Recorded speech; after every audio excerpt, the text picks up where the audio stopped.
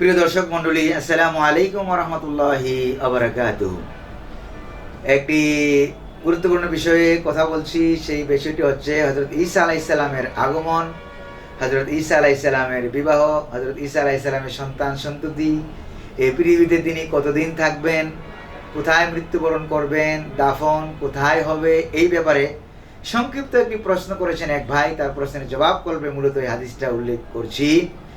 عن عبد الله بن عمر رضي الله تعالى عنه قال قال رسول الله صلى الله عليه وسلم ينزل عيسى بن مريم إلى الأرض فيتجوز ويولد له ويمكث 45 سنة ثم يموت فيدفن معي في قبري فأقوم أنا وعيسى بن مريم في قبر واحد بين أبي بكر وعمر رواه ابن الجوزي في كتاب الوفاء مشكاة المصابيح 5508 নম্বর হাদিসে উল্লেখ করা হয়েছে মিশকাত শরীফে, যে হযরত আব্দুল্লাহ ইবনে আমর রাদিয়াল্লাহু তাআলা আনহু থেকে বর্ণিত। তিনি বলেন যে রাসূল সাল্লাল্লাহু আলাইহি ওয়াসাল্লাম বলেছেন যে এই পৃথিবীতে হযরত ঈসা আলাইহিস সালাম অবতরণ করবেন এবং কিয়ামতের পূর্ব মুহূর্তে অবশ্যই ইমাম মাহদী আলাইহিস সালামের আগমনের পর হযরত ঈসা আলাইহিস সালাম অবতরণ করবেন এবং তিনি ফায়াতাজাওয়াজু এবং তিনি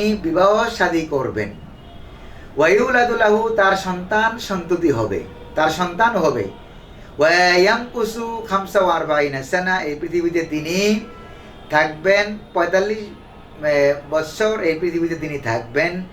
এরপরে তিনি মৃত্যুবরণ করবেন। নবী করিম সাল্লাল্লাহু আলাইহি সাল্লাম বলেন আমার সাথে আমার কবরের পাশেই তাকে দাফন করা হবে। হযরত আবু বকর, হযরত ওমর রাদিয়াল্লাহু তাআলা আনহুমা উনাদের এবং নবী করিম সাল্লাল্লাহু আলাইহি সাল্লামের মাঝখানে যে ফাঁকা জায়গাটুকু রয়েছে সেই জায়গায় হযরত ঈসা আলাইহিস সালামকে দাফন করা হবে। এই হাদিসখানা ইবনে জাওজি রাহমাতুল্লাহ আলাইহি উল্লেখ করেছেন তার কিতাবুল ওয়াফায়।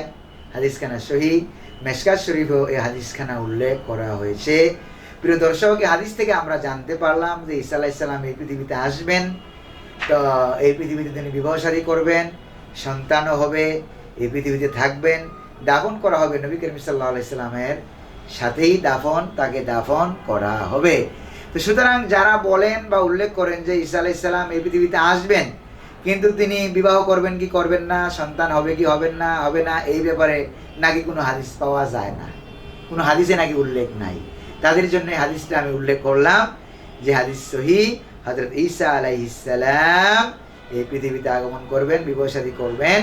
আল্লাহ রাব্বুল আলামিন হযরত ঈসা আলাইহিস সালাম কেন্দ্রিক, ইমাম মাহদী আলাইহিস সালাম কেন্দ্রিক দায়িত্ব তাদের পূর্ববর্তী ব্যক্তিবর্গ হিসাবে আমাদের ইসলামের দায়িত্ব পালন করার তৌফিক আল্লাহ রাব্বুল আলামিন আমাদেরকে দান করুন।